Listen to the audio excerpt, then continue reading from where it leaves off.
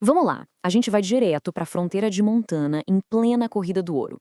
Pensa num lugar caótico, perigoso, mas também cheio de promessas. Um lugar onde a lei era, na melhor das hipóteses, uma sugestão. Pois é, essa é a grande questão. E para tentar entender isso, a gente vai acompanhar a história de dois irmãos, Eliseu e Elliot Hus. Eles tiveram que encarar esse desafio de frente, cada um do seu jeito, buscando não só ficar ricos, mas antes de tudo, continuar vivos. E o nosso ponto de partida é a cidade de Bannack. Uma cidade de garimpo como tantas outras, sabe? Pelo menos é o que parecia. Só que Bannack tinha um centro de poder bem definido, o xerife Harry Plummer. Um cara carismático, poderoso, que era além em pessoa. Ou pelo menos era essa a fachada. O Eliseu, que era o irmão mais novo, acabou conseguindo um trabalho com o próprio Plummer. E não demorou muito para ele sacar qual era a do xerife. No começo ele até admirava a força do cara, mas uma noite ele ouviu os homens de Plummer, incluindo o capanga Buck Stenson, planejando roubar uma diligência cheia de ouro. Ali a ficha caiu. O segredo de Bannack era esse: o xerife não mantinha a ordem, ele controlava o crime. Só que essa história teve um final bem inesperado. O condutor da diligência, que não era bobo nem nada, já estava ligado no perigo, o que ele fez? Escondeu o ouro numa pilha de esterco. É sério. Na manhã seguinte, os ladrões tinham revirado a carga inteira, claro, e não acharam nada. Pro Eliseu, aquilo foi uma lição. Em Bannack, ser esperto valia muito mais do que ser forte. E é aqui que a gente entende melhor os nossos protagonistas. Porque o Eliseu e o irmão mais velho dele, o Elliot, eram o dia e a noite na forma de encarar esse mundo novo e selvagem. De um lado você tinha o Eliseu, pé no chão, desconfiado daquela ganância toda da corrida do ouro, só querendo um trabalho honesto. Do outro, o Elliot, completamente perdido. Desempregado, vivia enfiado em bares, com um temperamento explosivo que era um prato cheio para confusão. E essa diferença entre eles ia colocar o Elliot num perigo real e muito rápido. E não deu outra. Bêbado, o Elliot foi arrumar briga logo com quem? Buck Stinson, o capanga mais perigoso do Plummer. A coisa ficou feia, tão feia, que o Eliseu teve que entrar no meio, de arma na mão, para salvar o irmão. O Stinson até recuou, mas a ameaça ficou no ar. A partir daquele momento, o Elliot estava marcado pela gangue do xerife.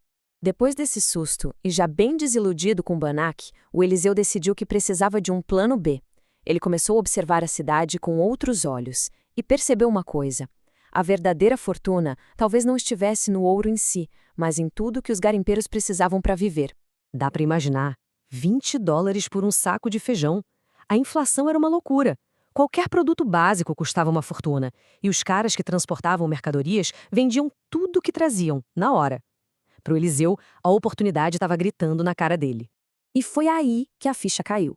O Eliseu percebeu que transportar suprimentos era um negócio muito mais garantido e lucrativo do que ficar cavando na esperança de achar ouro. Era um trabalho duro? Com certeza. Perigoso, com risco de ataque de bandidos e tudo mais? Sim, mas era um negócio de verdade. O plano era simples na teoria, né? Mas na prática, era um desafio gigantesco. Uma viagem de ida e volta para Salt Lake City levaria meses, atravessando um território super hostil. Mas a recompensa, se tudo desse certo, seria enorme. E enquanto Eliseu se preparava para essa jornada, algo estava para acontecer que mudaria o jogo completamente. A história da fronteira é cheia dessas reviravoltas, e essa aqui é uma das grandes. Enquanto os irmãos Ross estavam decidindo seus futuros, um garimpeiro chamado Bill Fairweather fez uma descoberta que, literalmente, ia redesenhar o mapa de Montana. E a história de como isso aconteceu é inacreditável. O Fairweather foi capturado por uma tribo indígena, só que ele tinha uma carta na manga. Ele entendia de cobras. Ele usou 2 cascavéis que tinha escondidas na camisa para apavorar os captores e conseguiu fugir. Logo depois, livre, ele e o grupo dele acharam ouro num riacho chamado Alder Gulch. E não era qualquer ouro. A notícia se espalhou que nem fogo em palha seca. Em questão de semanas, uma nova cidade, Virginia City, brotou do nada. E em 3 meses, 10.000 pessoas desesperadas por ouro e por comida, bebida, ferramentas, tudo, invadiram a região. $10 milhões em ouro só no primeiro ano. Esse número é gigantesco e transformou Alder Gulch no novo centro econômico da região. Para os irmãos House, isso significava uma coisa: um mercado consumidor imenso e com muito dinheiro bem ali do lado de casa. E aqui acontece a grande virada para o Elliot. Em vez de se jogar na corrida do ouro como todo mundo, ele e um sócio fizeram exatamente o contrário.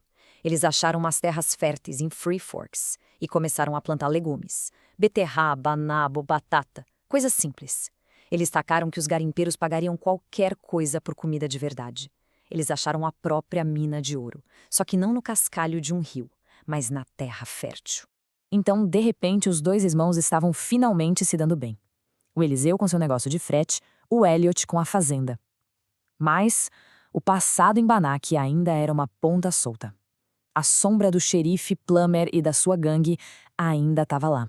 Numa das viagens que o Elliot fez para vender seus legumes em Bannack, ele recebeu um aviso bem direto de um amigo. Plummer não tinha esquecido da briga. O xerife tinha um truque sujo. Ele convidava o cara para beber e, na covardia, atirava para matar. E o plano era fazer exatamente isso com o Elliot. Só que o Elliot foi preparado. Quando Plummer fez o convite para beber, ele aceitou. Chegando no bar, na hora H, quando o xerife fez um movimento para sacar a arma, o revólver do Elliot já estava apontado na cara dele. Com uma frieza que ninguém esperava, o Elliot virou o jogo. Naquele momento, o caçador virou a caça. Diante de um cara que estava pronto e não demonstrava medo algum, Plummer amarelou. Ele recuou. O Elliot sobreviveu ao confronto, mas a situação ficou clara. Ele tinha ganhado aquela batalha, mas não podia mais colocar os pés em Bannack. A cidade era perigosa demais. Ele teve que deixar as vendas por lá nas mãos do irmão. E é assim que a gente chega na reflexão final. A história dos irmãos Russo mostra dois jeitos de ter sucesso na fronteira. Eles não ficaram ricos achando uma pepita de ouro gigante. Eles construíram a fortuna com transporte e agricultura, atendendo às necessidades reais daquela gente toda. A lição deles, no fim, é que a maior riqueza talvez não seja aquela que a gente tira da terra, mas a que a gente constrói com ela. Isso faz a gente pensar. Num mundo tão obcecado por ganhos rápidos e fáceis, será que a verdadeira mina de ouro ainda não está no trabalho duro, na observação e na coragem de fazer diferente?